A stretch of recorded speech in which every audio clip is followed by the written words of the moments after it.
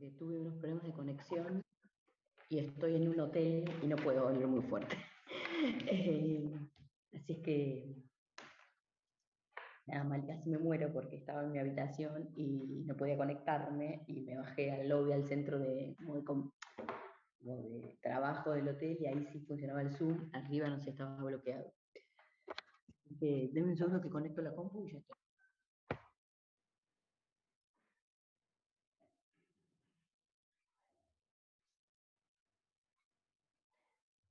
Bueno. Vamos a estar, esta clase es como una clase de repaso paralela a la que se está haciendo en este mismo momento en la facultad. Nos dividimos, ustedes vieron que trabajamos en conjunto, las comisiones 1 y 2, la comisión 1 a cargo de Mariela, no, la 1 a cargo mío y la 2 a cargo de Mariela. Mariela está en la facultad haciendo la clase presencial y acá estamos con Sofía, que me va a ayudar si ahí aparece alguien, alguna pregunta que no estoy viendo, porque a veces el chat es difícil de mirar mientras uno está hablando.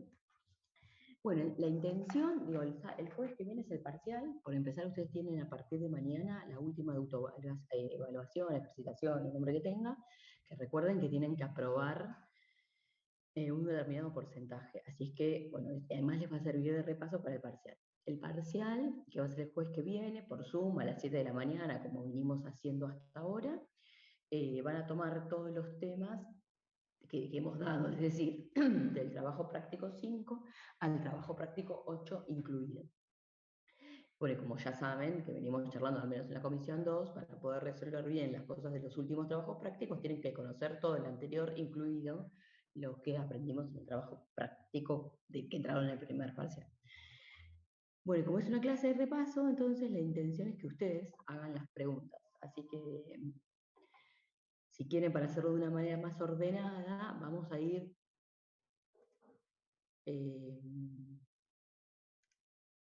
a partir del trabajo práctico 5, así lo hacemos en orden. Sofi, ¿me ayudas haciendo admitir? Buen día, sí. Dale, gracias. Bueno, ¿alguna duda del trabajo práctico 5? El trabajo práctico 5, ¿se acuerdan? Es el, ay, cerró todo. Es el que tiene que ver con mercados competitivos. Y nosotros lo que hicimos a partir después del primer parcial es mirar todas las formas de organización de mercado para después converger en el mercado de factores. El punto 11, a ver. Punto 11, espera que lo busquen. O sea, está hablando del ejercicio 11. A ver.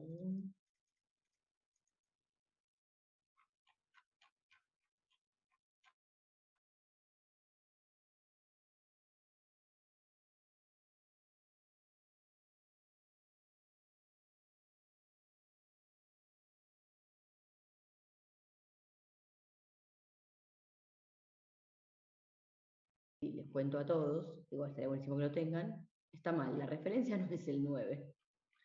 O sea, obviamente, ¿se acuerdan que ese había que cambiarlo? Lo charlamos en su momento en la clase porque el ejercicio, del trabajo práctico 2.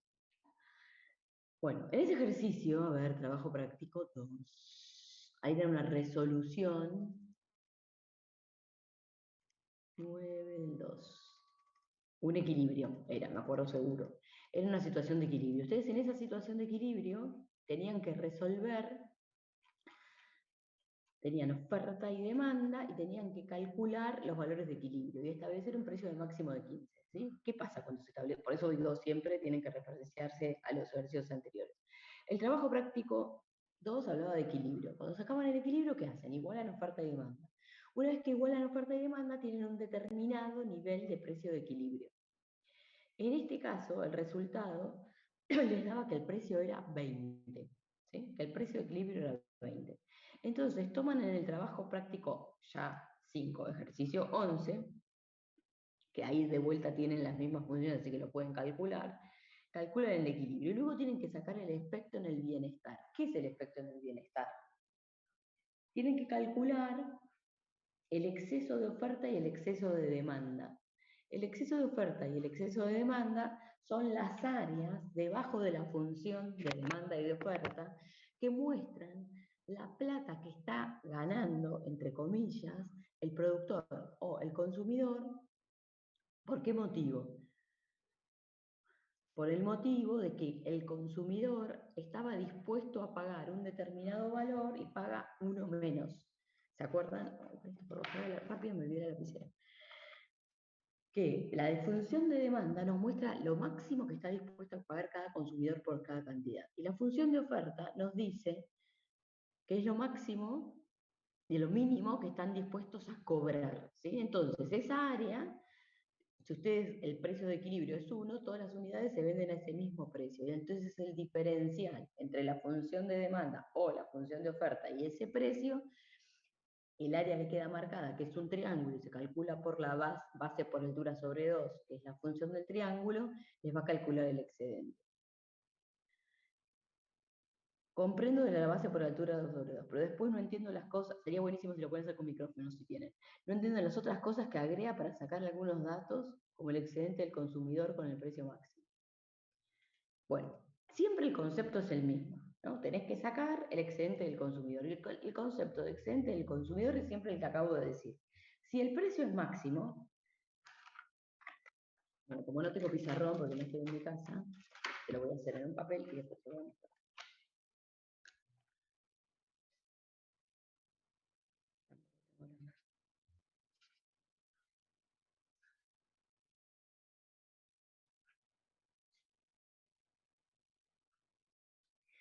Si hay un precio máximo, ¿qué quiere decir el precio máximo? Que está por debajo del precio de equilibrio, si no, no tiene ningún sentido, ¿sí? Bien.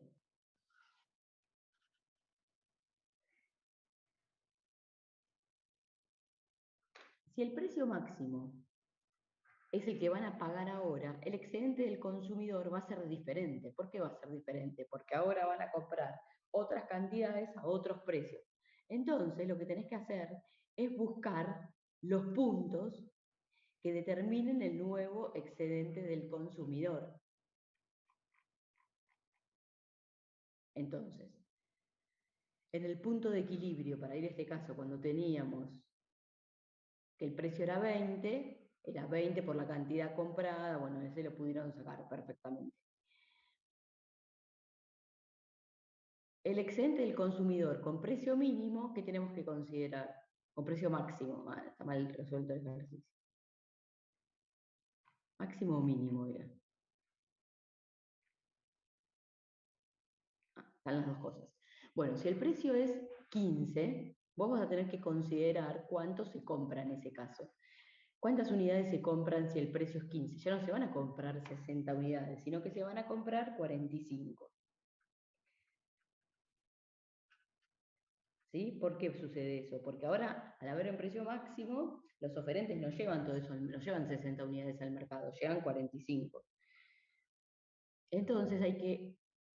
¿Por qué no traje mis apuntes? Hay que calcular las nuevas diferencias. Fíjate que es excedente del productor 25, 16,65.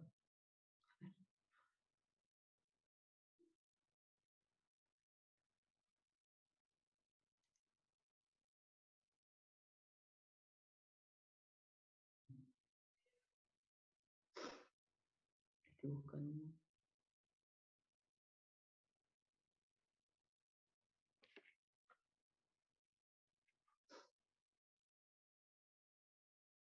Mirá.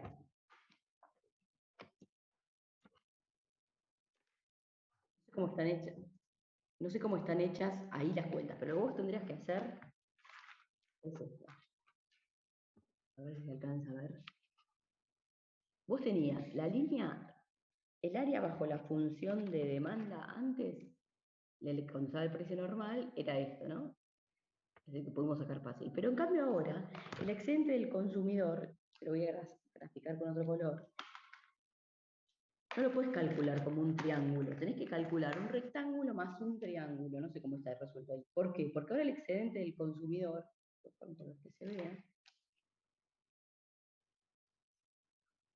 es el área que estoy rayando, ¿ves?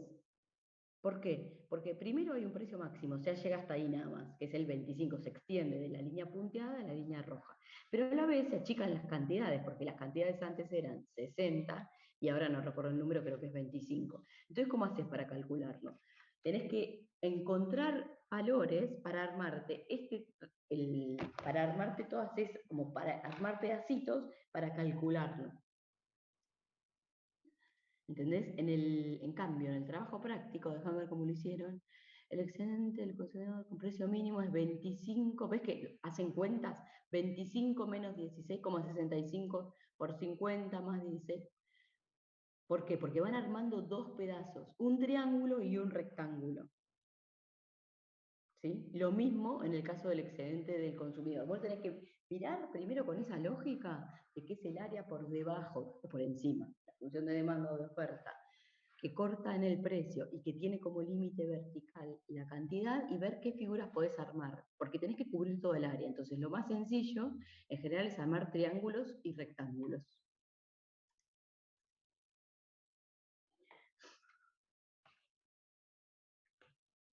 Buenísimo, profe, gracias. Bueno, espero que se haya entendido. Yo tengo hecho el mío, que bueno, estoy de viaje por el trabajo y tengo un cuaderno que no me pude traer. Y ahí lo que hice es, ¿cómo me lo desingenié yo para hacerlo en mi casa? Le puse letritas a los ángulos y vi, obviamente tengo que hacer un cálculo más. ¿Qué cálculo? Y a veces tengo que mirar este 45, que es la nueva cantidad, cuándo corta la función de demanda. Porque ¿cómo lo voy a hacer? Mirá, ¿cuál es la manera fácil de hacerlo? Te voy a decir una cosa más. ¿Cómo es la fórmula fácil de hacerlo? Este pedazo que es el paralelogramo lo divido como en un cuadrado, que es esto, un rectángulo, y este triangulito. Entonces, ¿qué número voy a necesitar como clave? Este. Le llamo punto A, ¿no? ¿Cómo es ese punto A que me falta calcular? ¿Qué es? Fíjate que ¿qué es? El valor que la demanda le da en el precio para esa cantidad. Entonces, yo tengo la función de demanda. Entonces, este valor lo reemplazo, que es la cantidad, lo reemplazo en la función de demanda y voy a obtener el precio. Ese precio, que es ficticio, es el nivel, ¿no?, de A. Entonces, ahora, ¿cómo puedo calcular fácil el triángulo? ¿Cómo hago? A ver, ¿cómo haría para calcular el triángulo? Es esta altura menos la ordenada del origen por 45, lo que sea la cantidad, ahí lo ves. Y el rectángulo de abajo, ya tengo el precio máximo y tengo ese valor de A que se calcule. Siempre voy a tener que calcular una cantidad más que me sirva como referencia. Ahí está la complejidad. Pero la lógica de pensarlo es ver cuál sería el área y después qué figuras te armás. Porque vos no puedes calcular exactamente, no se puede, pero es más difícil. ¿Cómo te conviene armarla? Y uniendo el triángulo con ese rectángulo, que son las superficies más fáciles para calcular. Bueno, ¿alguna otra duda del trabajo práctico 5?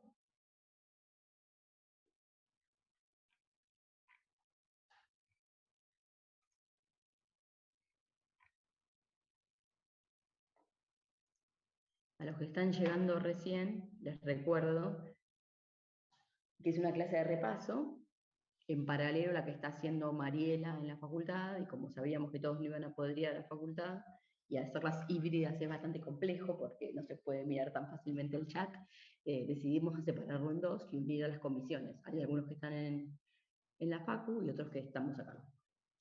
Entonces, como la idea es de repaso, es preguntarles a ustedes las dudas que tengan. Vamos por el trabajo práctico 5, que es el trabajo de equilibrio cuando hay una situación de competencia perfecta. Entonces, ¿qué tienen que sacar en claro de este trabajo práctico? ¿Cuál es la condición de equilibrio para que los productores elijan cuánto llevar al mercado? No, primero, la condición de equilibrio es igualar la oferta y la demanda, pero si lo estamos mirando desde el punto de vista del productor, lo que tenemos que hacer es cómo define el productor cuánto llevar al mercado. Si estamos en competencia perfecta, ¿qué sabemos? El productor ve el precio fijo, ¿no? Su accionar es muy pequeño en relación al mercado, no puede influir en él.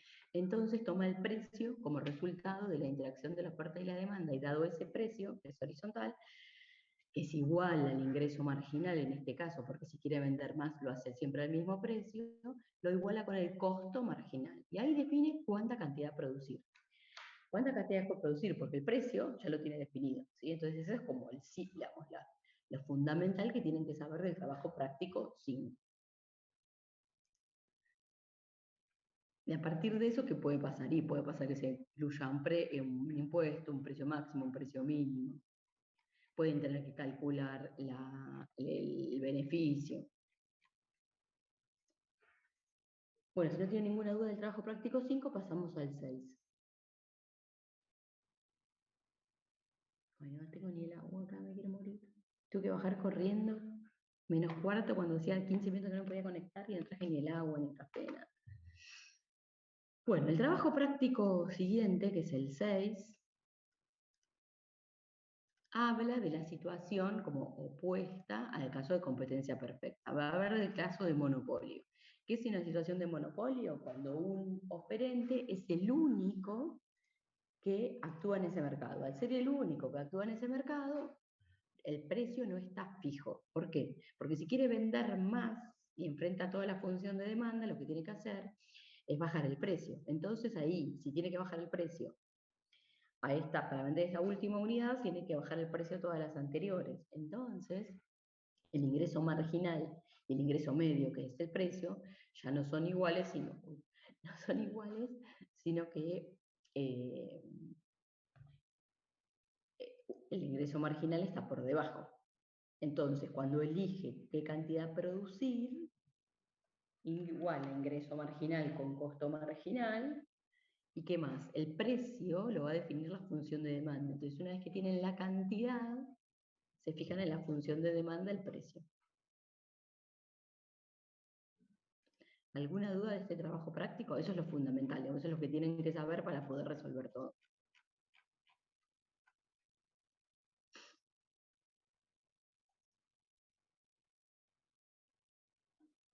Gracias, Oriana. No tiene ninguna duda. Esperamos por si alguien lo está revisando y tiene alguna duda.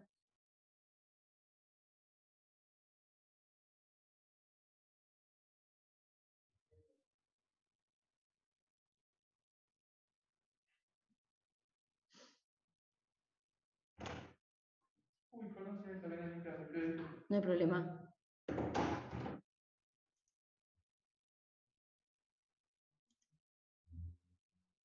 Bueno, el trabajo práctico 7, que es el siguiente que entra en el parcial, tiene que ver con una situación especial de mercado también, donde está planteado como teoría de los juegos y de oligopolio, pero en realidad está tratando la situación de mercado donde hay pocas empresas que tienen poder de mercado. Es decir, no es un monopolio, pero tampoco es competencia perfecta. Entonces ahí se pueden resolver, no hay una solución única, se puede resolver de distintas maneras. Pues, armando las funciones de reacción, ¿por qué? Porque una empresa sabe cómo puede comportarse la otra de acuerdo a su comportamiento, o bien a través de teoría de los juegos, ¿sí? Entonces, en teoría de los juegos, ¿qué tratamos de hacer? Ver cómo se pueden, qué respuestas o qué situaciones se pueden dar en una y otra empresa y cuáles van a ser sus resultados. Lo que aparece dentro de ese cuadradito que se llama matriz de pago son los beneficios o las ganancias de alquiler denunciado que puede generar cada una de esas situaciones. Entonces, ¿qué tratamos de ver? Tratamos de ver si se alcanza un equilibrio y si ese equilibrio es estable. Eso es lo que se denomina el equilibrio de Nash. Cuando hay un equilibrio de Nash, quiere decir que en esa situación que se alcanzó es la mejor posible para todos los que están actuando en ese mercado. Entonces no hay, por ende, no hay incentivos a que cambien de comportamiento. Entonces se convertiría como un equilibrio estable de alguna manera. Puede ser el que ganen lo máximo los dos en conjunto y puede ser que no, porque lo que trata de hacer es que es la situación individual de cada uno. Es la mejor que pueden alcanzar en ese contexto y no la cambiaría. La contracara de eso, si quiere, más o menos contracara, es el dilema del prisionero. ¿Dónde? ¿Por qué? Porque si en el dilema del prisionero se ponen de acuerdo las dos empresas, llegan al mejor resultado y si ambas sostienen el acuerdo, pero en realidad cada una va a tener incentivos a romper el acuerdo. ¿Por qué tiene incentivos a romper el acuerdo? Porque si lo rompen y la otra no, obviamente van a estar mejor. Pero si las dos lo rompen, las dos van a terminar en la peor situación posible. ¿Sí? Entonces no es tan estable. Bueno, y ahí se pueden dar en estas situaciones de oligopolio o duopolio en el extremo, duopolio cuando son dos, son situaciones donde ambas empresas tienen poder de mercado y ahí puede ser situaciones donde una se convierta en la líder y actúe primero y la otra en seguidora. O puede ser que las dos tomen las decisiones de manera conjunta. Y el caso extremo es que las dos se pongan de acuerdo, como decía antes, con el dilema del prisionero, por ejemplo, y actúen como un monopolio. Si se pusieran de acuerdo y actúan como un monopolio, es lo que se llama como colusión. ¿Qué quiere decir eso? Que se van a comportar como si fuesen una empresa. ¿Por qué les conviene comportarse como monopolio? Bueno, porque en ese caso, en general, obviamente hay que mirar los números, van a obtener la mayor cantidad de beneficios posibles. ¿Por qué? Y porque siendo monopolista le van a quitar el máximo excedente posible al consumidor, que es lo que vimos en el trabajo práctico sales, ¿no? Por eso se ve primero monopolio. El monopolio tiene siempre beneficios extraordinarios. ¿Por qué? Y porque le quita excedente al consumidor justamente por su poder de mercado. Y por eso en todos los países hay regulaciones antimonopolio. Bueno, ¿alguna duda de este trabajo práctico 7?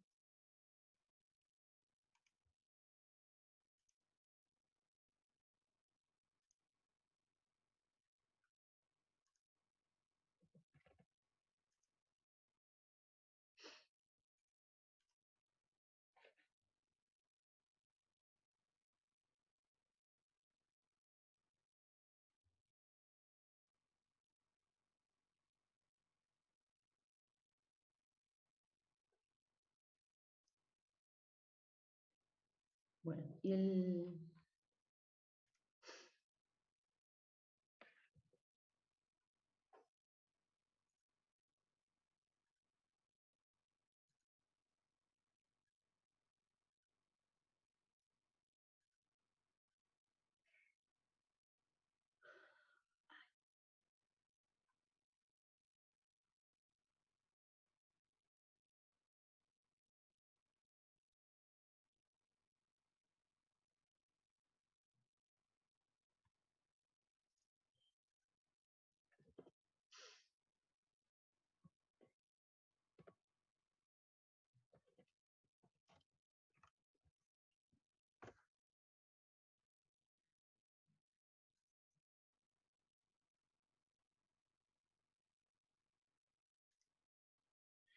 último trabajo práctico que entra en este examen es el trabajo práctico 8.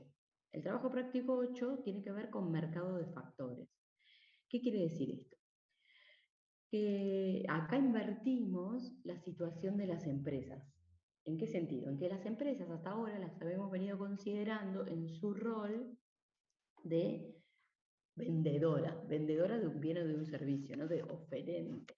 Pero las empresas para poder producir necesitan justamente producir, unir, combinar los factores para llegar a esa producción. Entonces lo que hace la empresa también es actuar en el mercado de factores, donde dice cuánta trabajo va a contratar, cuánto capital va a tener. En el mercado de factores, entonces la empresa actúa como demandante, ¿sí? Y nosotros, las familias, actuamos como oferentes.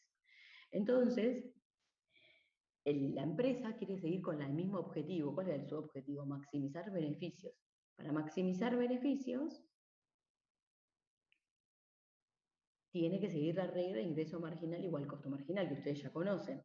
Pero a partir de esa regla se convierte en otra, como hicimos toda la derivación en el ejercicio 1, que no lo voy a volver a hacer ahora, que va a contratar factor hasta que el gasto que le genere esa unidad adicional de contratar factor se iguale con lo que le contribuye a generar. ¿Eso qué quiere decir? Y nosotros ya sabemos que cada trabajador nuevo genera un producto marginal, es decir, en cuánto se incrementa el producto. Y que ese producto se va a vender. Y el ingreso que va a generar ese producto es el ingreso marginal. Entonces, ¿cuánto genera un trabajador nuevo? Y la multiplicación entre lo que genera produciendo, producto marginal, más lo que vende eso, lo que se puede vender eso, ingreso marginal, ingreso del producto marginal. Ahora, si la empresa es competidora perfecta, el ingreso marginal ya sabemos que es igual al precio, igual al ingreso medio. Entonces, lo que acabo de decir, en vez de agregar el ingreso marginal, agrego su equivalente, que es el precio. Es decir, que el valor del producto marginal es lo que contribuye a generar. Eso por un lado. Ahora, por el otro lado, como oferente, tengo que pagar por ese recurso nuevo. ¿Cuánto voy a pagar? Y depende. Si yo soy competidor perfecto en el mercado de factores, voy a pagar siempre el mismo salario. Siempre quiero decir, si quiero contratar más gente, voy a pagar el mismo salario. Pero en cambio, si yo tengo poder de mercado, es decir, soy el único demandante de esa calificación, de ese puesto de trabajo, ¿qué va a pasar? Cuando quiero contratar más, tengo que pagarle más a ese y todos los anteriores. Por eso se diferencia el precio del factor, que es como el gasto medio del factor, del gasto marginal. Entonces, por todo esto, cuando yo quiero ver cómo actúa un empresario en el mercado de factores, tengo que conocer dos cosas. Cómo es el mercado de bienes, qué rol tiene, si es monopolista o competidor perfecto, y qué rol tiene en el mercado de factores, si es competidor perfecto o monopsonista. Entonces, en función de eso, en el trabajo práctico 8, ejercicio 1, armamos todas las condiciones, que como les acabo de decir, es siempre la misma. ¿Sí? Solo que ¿qué tengo que hacer? Tener en cuenta si el gasto medio es igual al gasto marginal o si el ingreso marginal es igual al gasto medio. Y después de eso, digamos, cuando sé la condición, calculo qué es el objetivo en general del mercado de factores. Saber cuánto factor se va a contratar. Y ahí, a partir de ahí puedo sacar un montón de cosas. Cuánto produzco, cuáles son los beneficios, cuánto es a veces también tengo que calcular el salario que pago, porque si soy monopsonista, el salario no lo defino yo, sino el mercado, yo empresa, ¿no? Entonces, una vez que saco la cantidad que voy a contratar, me fijo cuál es el precio que pagaría. Bueno, ahora ustedes, ¿alguna pregunta con eso?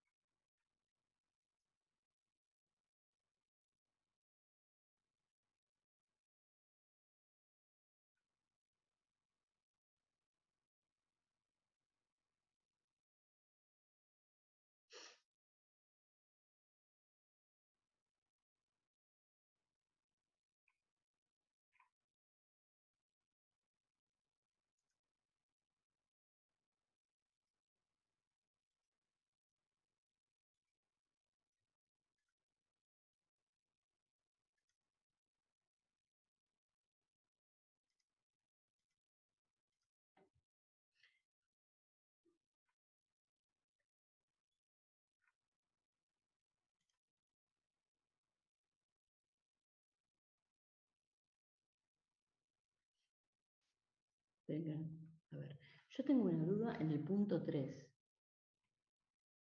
y en el 5 hablan de explotación monopolística, pero el caso, en el punto 3 y en el 5, ¿de qué ejercicio?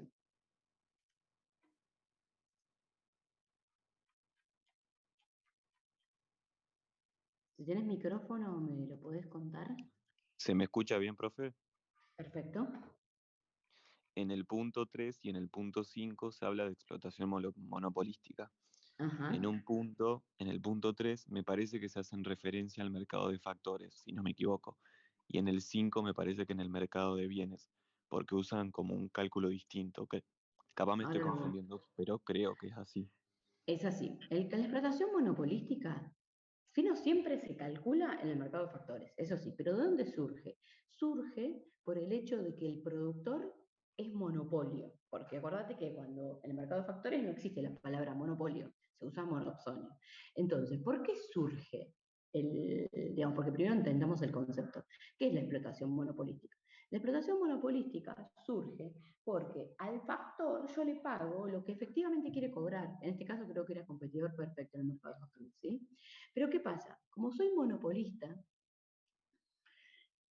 yo le voy a pagar el equivalente, digamos, el salario es igual al ingreso marginal por el producto marginal, ¿no? Al ingreso marginal, porque dijimos, lo que gasto se tiene que consolidar, igualar con lo que me genera por el lado de los ingresos.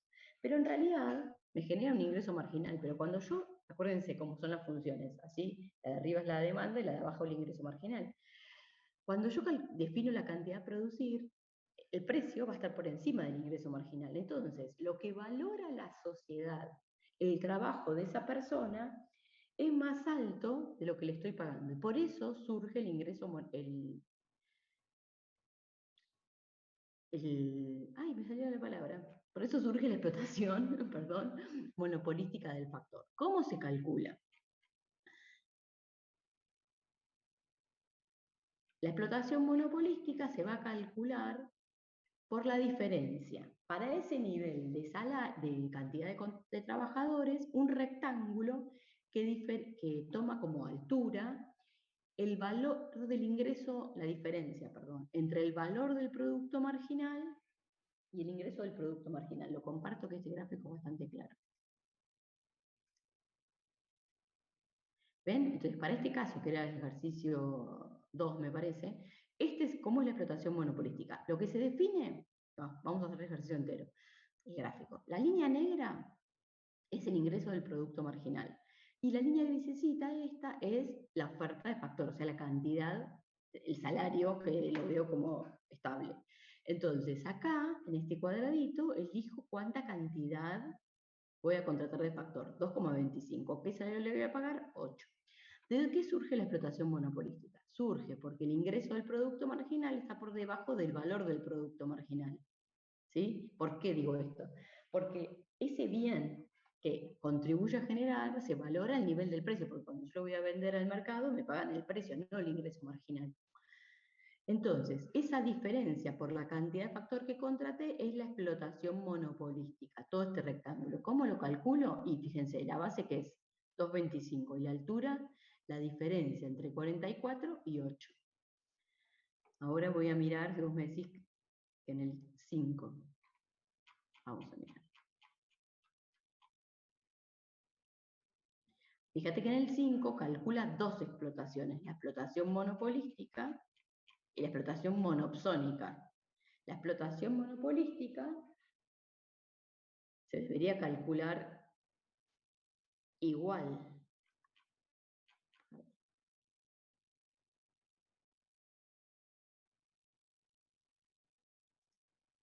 Voy a compartir. ¿Cómo se calcula la explotación monopolística? Fíjense que en este caso la decisión se toma acá, ¿no? ¿Por qué acá? Porque este era monopólico, el factor de bienes, obviamente. Entonces, la línea que tiene los cuadraditos celestes es el gasto marginal, que lo tengo que igualar con el ingreso del producto marginal. Ahí defino que 3 son las unidades. ¿Cómo es la explotación monopolística? Diferenciando para ese nivel el gasto marginal, el valor del producto marginal y el ingreso del producto marginal. ¿Para qué nivel? Para el nivel de cantidad que le estoy comprando, contratando. ¿Está bien? Sí, sí, ahora entendí mejor, profe. Gracias. Me alegro. Bueno. Bien, ¿qué es el objetivo de ese trabajo práctico del mercado de factores? Bueno, prepararse también para el trabajo práctico 9, que no llegamos a ver, porque el martes en la teoría no vieron, ¿no? Eh, que es donde se une todo, que hace lo que igual lean, no lo vamos a tomar en el parcial, insisto, pero en el final se puede tomar, no, o sea, no resolver un ejercicio, pero sí el tema, ¿no? Porque el tema es un tema más de la materia. Entonces, ¿qué hacen cuando miramos el equilibrio general? Unimos todo y tratamos de ver el bienestar general. Entonces, una de esas partes también tiene que ver con la demanda de factores, porque digo, la demanda de factores es como la contracara de la producción, porque para producir yo necesito factores. Acuérdense que la función de producción era el máximo nivel que podía producir la empresa a través de la tecnología combinando los distintos factores. Y cuando miramos así, eso creo que fue el trabajo práctico 3, los factores venían dados 5, 4. En cambio acá lo que hacemos es definir cómo hace, sabiendo que el objetivo es maximizar beneficios, para definir cuánto factor contratar.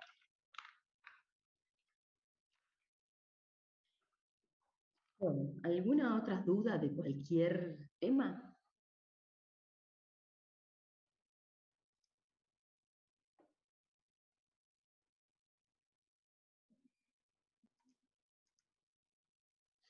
Oriana, qué lindo que siempre contestes. Bueno, ¿cómo les sugiero yo que repasen para este parcial? Bueno, mañana tienen la autoevaluación de mercado de factores y oligopol, ¿no? Pero entonces tienen que leerse esos temas como primero de la teoría primero y luego resolver los trabajos prácticos, resolverlos, no solamente pasarle la vista, porque como ustedes habrán visto, algunas de las resoluciones tienen el paso a paso, cómo hacer toda la cuentita, y otros tienen los resultados y y se intuyen, digamos, da por sentado cómo es la cuenta, ¿no? El pasaje de términos por ahí, que nosotros en clase tratamos de hacer. Entonces, de cada tema te tienen que leer la teoría, digo, y insisto, para el repaso empiecen por competencia perfecta. Si hay algo que no entienden de competencia perfecta, tienen que ir más atrás, porque ya competencia perfecta es la unión de todo lo que estuvimos viendo en la primera parte del parcial. Entonces, leen la teoría, los powers que le dejó Ramiro, el libro, y luego hacen los trabajos. Así en cada uno de los temas. Acuérdense que el examen es teórico práctico.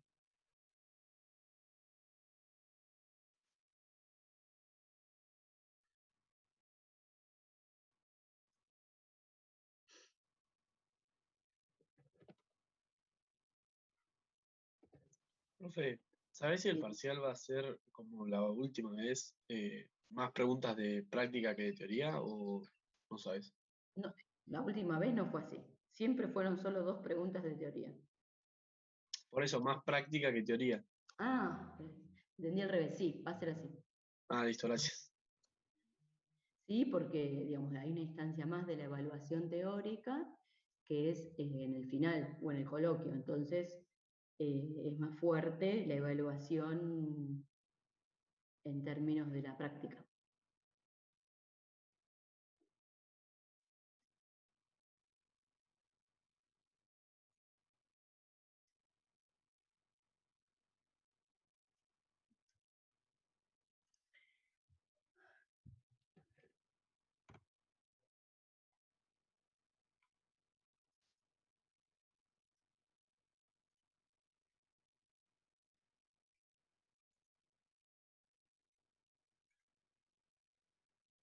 Y en relación a las preguntas, a qué tipo de preguntas, como hemos hecho también en el parcial en el recuperatorio, ¿no? Una mezcla de alguna multiple choice, alguna de completar, alguna de enviar un gráfico. Recuerden que cuando envían un archivo, siempre necesitamos que pongan el DNI en la misma hoja donde hicieron el desarrollo.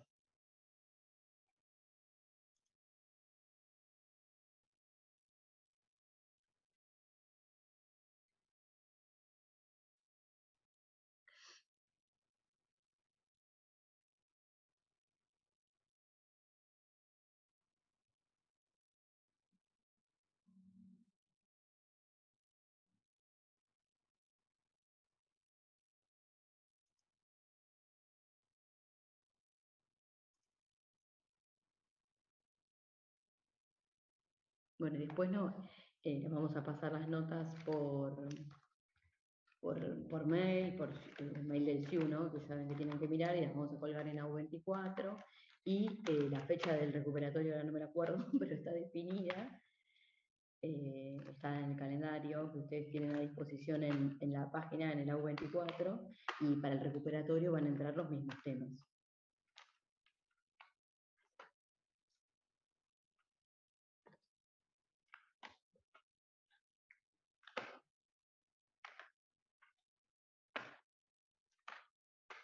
Bueno, ¿alguna consulta más? La práctica no es, como dije antes, Florencia, en la práctica no, pero es un tema teórico, porque el final no es práctico, o sea, en el final no vas a tener que hacer un ejercicio, no entra en ninguna práctica, en el sentido de sacar la cuenta. Sí los temas de todas las prácticas, incluido el 9, ¿por qué? Porque en el final eh, vas a tener que hacer gráficos, o sea, no vas a sacar un valor, pero te van a decir cómo alcanza el equilibrio, por ejemplo, en el mercado de factores, una empresa que es monopólica y monopsónica. Entonces vos le vas a decir, alcanza el equilibrio igualando lo que contribuye a generar con el gasto marginal. Esto es igual a el ingreso del producto marginal, se iguala con el gasto marginal. Y el profesor te va a decir, ¿podés hacer el gráfico? Lo vas a tener que hacer. En ese sentido, también entra el trabajo práctico nuevo porque los conceptos son parte del programa. Para cualquier final, ustedes tienen que leer el programa entero, o sea, los puntos que corresponden al programa.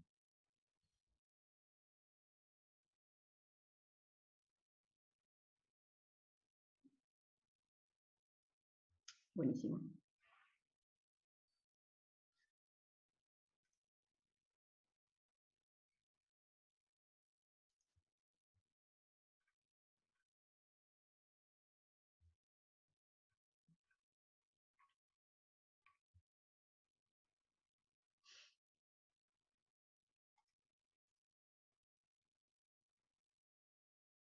Bueno, otra cosa, ¿no? Que a veces en primer año no saben. Para el final se tienen que anotar. O sea, no es que quedan directamente anotados por haber hecho la cursada, se tienen que anotar específicamente. ¿Sí? Hay una fecha tope en la cual se tienen que anotar y si no se anotaron hasta ese día no pueden rendir el final.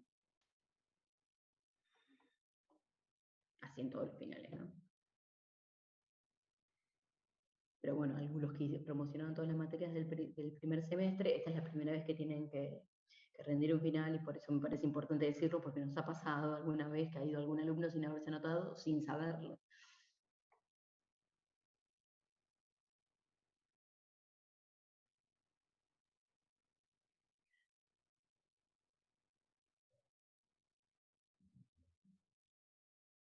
Bueno, veo que algunos ya se están retirando, yo no tengo problema en quedarme, así que espero si tienen alguna pregunta más, por supuesto la respondemos, y si no, nos vamos todos, pero si alguien está repasando, tranquilo que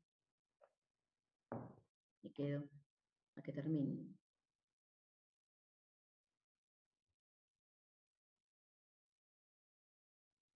Recuerden que el parcial va a ser a las 7, si no entren tarde, porque cuando más tarde entran, menos tiempo les queda.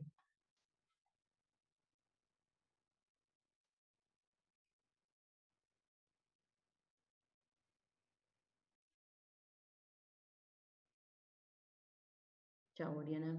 Chao, Jerónimo. Chao, Florencia.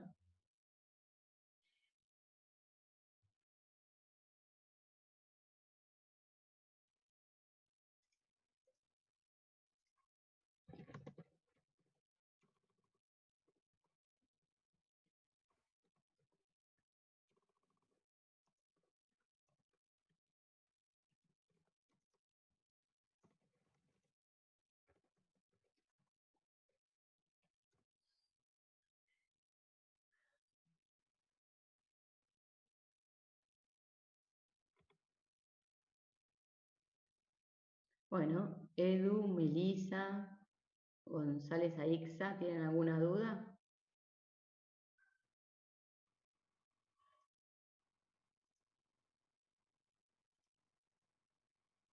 Bueno, gracias, Melisa.